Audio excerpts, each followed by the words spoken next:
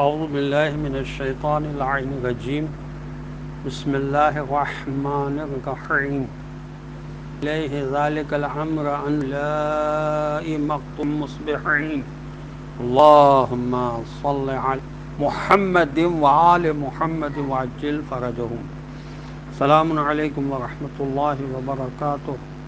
اللہ تبارک و تعالیٰ کا شکر ہے کہ میں نے سورہ مبارکہ حجر کی جو قرآن مجید کا 15 نمبر کا سورہ ہے، آیت نمبر 66 کی تلاوت کا شرف حاصل کیا۔ ارشاد الہی ہو رہا ہے، غرض اس طرح ہم نے لوط علیہ السلام کو اپنے اس فیصلے کی اطلاع دے دی کہ صبح ہوتے ہی ان لوگوں کی جڑ بنیاد اصل نسل کاٹ کر رکھ دی جائے گی۔ تفسیر انوار النجف میں ہے کہ قضینا کا مطلب ہے ہم نے لوط علیہ السلام کو اطلاع دے دی تھی کہ صبح تک یہ سب عذاب میں گرفتار کر لیے جائیں گے، اور ان سب میں سے جو بعد میں معذب ہوگا وہ بھی صبح تک ختم ہو جائے گا۔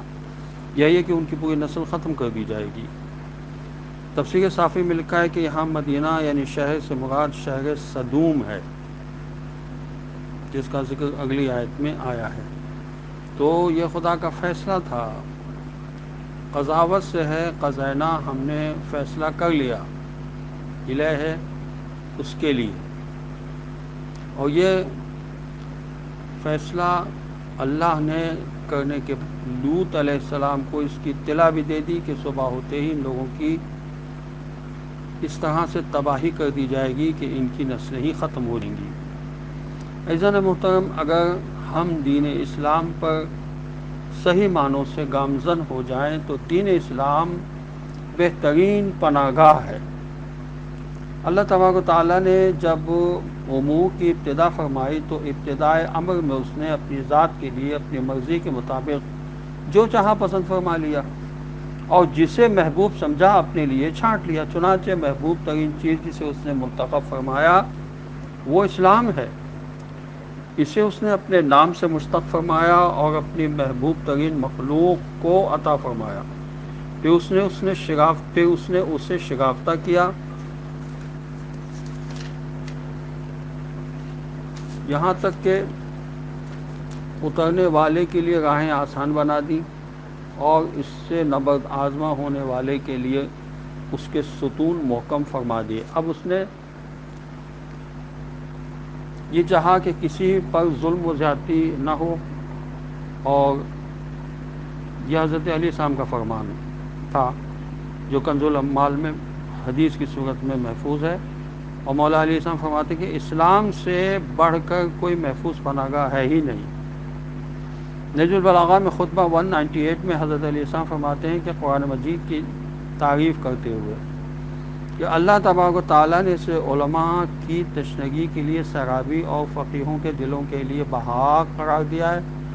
یہ ایسی رسی ہے جس کے حلقے مضبوط ہیں، ایسی چوٹی ہے جس کی پناہ گاہ محفوظ ہے۔ غرض قرآن سے ہم بہترین طریقے سے ہدایت لے سکتے ہیں، اور 3 گروہ جنت میں اور 3 گروہ جہنم میں حساب لیے بغیر داخل کیے جائیں گے۔ حضرت امام جعفر صادق علیہ السلام نے فرمایا کہ خداوند عالم 3 گروہ کو حساب لیے بغیر بہشت میں اور 3 گروہ کو حساب لیے بغیر جہنم میں داخل کرے گا۔ پس وہ گروہ جسے حساب و کتاب کے بغیر جنت میں داخل کرے گا 3 اشخاص ہیں۔ نمبر 1 امام عادل، نمبر 2 سچا تاجر، اور نمبر 3 وہ ضعیف بوڑھا جس نے اپنی عمر خدا عز و جل کی اطاعت و عبادت میں بسر کر دی ہو۔ وہ 3 گروہ جو حساب لیے بغیر جہنم بھیجے جائیں گے، نمبر 1 ظلم و جور کا پیشوا، نمبر 2 جھوٹا تاجر، نمبر 3 زناکار بوڑھا۔